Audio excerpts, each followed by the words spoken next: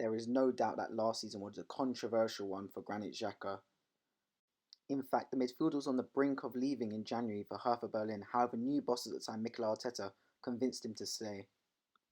We're going to analyse how Xhaka's strengths and weaknesses of the past have moulded him into the player he is today and see what he needs to do in the future for Mikel Arteta and Arsenal. What we do here is go back.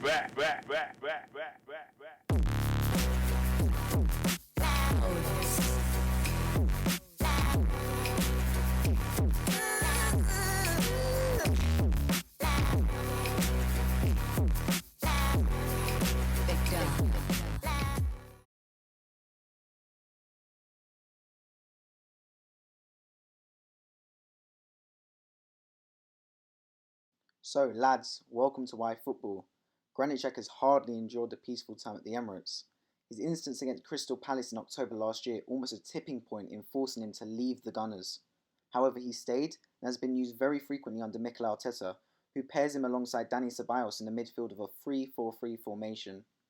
Arsenal bought the Swiss man for £40 million back in summer 2016 from Borussia Mönchengladbach, but is now valued at £21.6 million, and at 27 years of age he is in the prime of his life. So how was a player meant to improve with age end up being half the value?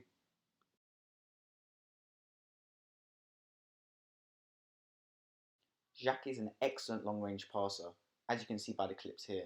However, he doesn't do it nearly enough, as proven by the fact that he only averaged 0.5 key passes per game in the Premier League last season. In fact, the whole midfield of Arsenal has lacked goals and creativity since Ramsey's departure to Juventus and Ozil's decline.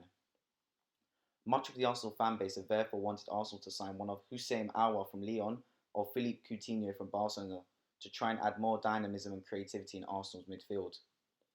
Xhaka is also an excellent long-range shooter, with long-range efforts against Hull City, Liverpool, Manchester United and Crystal Palace all finding the back of the net. However, under Wenger, Xhaka was told not to take long-distance shots, and under current boss Mikel Arteta, Xhaka sits deeper so has less influence on Arsenal's attack, as proven by his one Premier League goal against Norwich City at the end of the last season. Xhaka also is a leader on the pitch and completes on average some of the most passes out of any Arsenal player. With Xhaka in the team, Arsenal won 13 games in the Premier League last season. Although this is not entirely impressive, without Xhaka, Arsenal only won one other game in the Prem all season long, proving Xhaka clearly has a positive intangible effect on the team when he is on the pitch. Xhaka commits too many fouls, and he received 10 yellow cards in the Premier League last season. This lack of discipline can lead to match suspensions and second yellows resulting in red cards. Xhaka also became a target of opposition players, and once they booked him early, they continued to penetrate through him to force Xhaka into either bringing them down and risking a second yellow or letting them pass through. Xhaka also commits himself. This clip here against MK Dons shows how Xhaka presses the man and gets turned way too easily by a League One player. MK Dons go on to score here with an unfortunate Rob Holding own goal. It's fair to say that Xhaka is also immobile. Once turned by the MK Dons player, he struggled to get back and makes a challenge. He also heavily relies on his left foot, meaning opposition players tend to press from his right side when he has his back to the opposition goal, so he can't pass out with his left, leading to Xhaka making key mistakes. If you look at his Premier League stats last season, there are some glaring numbers.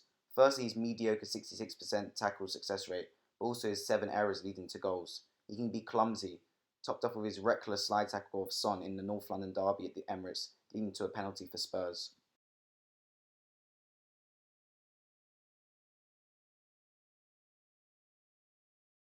Under Arteta, Xhaka has become a pivotal part of the team again, especially when Arsenal pass out the back. Arsenal use 2 triangle formations when passing out of the press, with Maitland-Niles temporarily occupying the attacking midfielder position. When a team presses one triangle of Arsenal, they shift it to the other to create an overload. This happened both against Man City in the FA Cup semi-final, but also against Liverpool in the Charity Shield. In the case against Liverpool, it was El Neni doing Xhaka's job in this particular triangle, as the Egyptian passed the ball to Holding and then to Bellerin, who lined it to Saka, leading to an Arsenal break where Aouar went on to score. So Arteta is clearly a big fan of Xhaka, and maybe pairing him with long-term target Thomas Partey will improve Xhaka's game in knowing he has less defensive responsibilities and he can act as a deep-lying playmaker. Thank you for watching Why Football today. Please leave any feedback about how I can improve these type of analysis videos and which Arsenal players should I do next. Please like and subscribe if you enjoyed, and I will see you lot later.